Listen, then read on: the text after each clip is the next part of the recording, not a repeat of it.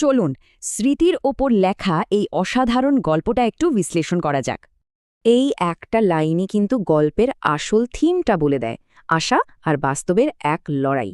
গল্পের শুরু দেউলিতে এক দেখা হওয়া দিয়ে, একটা নির্জন স্টেশন, যেন এক গভীর অপেক্ষার জায়গা। দেউলি শুধু একটা স্টেশন না, তার চেয়েও বেশি কিছু। যাত্রাপথে ক্ষণিকের বিরতি, এক অচেনা জগতের ঠিকানা। আমাদের ১৮ বছরের কথক এখানে এক ঝুড়ি বিক্রেতা মেয়ের দেখা পায়। মেয়েটার শান্ত ভাব তাকে ছুঁয়ে যায়। ওই ঝাপটা দেখাটাই মনে গেঁথে যায়। আর ঠিক এখান থেকেই পুরো গল্পের শুরু।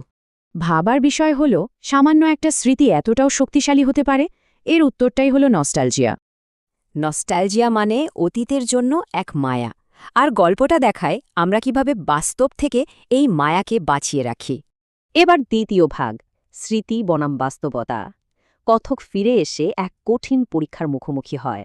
পুরো একটা বৎসর মেয়েটার স্মৃতি তার মনে আরও বেশি উজ্জ্বল আর জীবন্ত হয়ে উঠেছে।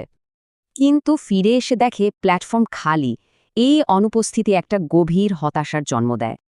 একদিকে তার মনের ভেতরের নিখুঁত ছবিটা, আর অন্যদিকে কঠোর বাস্তবের উদাসীনতা। দ্বন্দ্বটা এখানেই।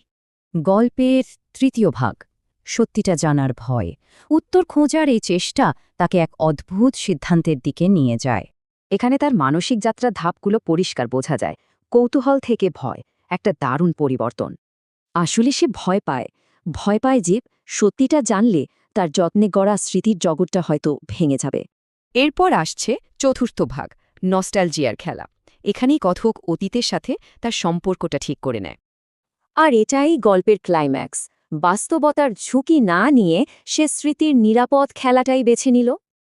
এই জন্যই সে বারবার দেউলি পেরিয়ে যায়, জানালার বাইরে তাকায়, কিন্তু আর কোনোদিন ট্রেন থেকে নামে না। তাহলে প্রশ্নটা হলো, ভাঙাচোরা বাস্তবতার চেয়ে কি নিখুঁত স্মৃতিটাই বেশি দামি? গল্পটা এই ভাবনাই রেখে যায়।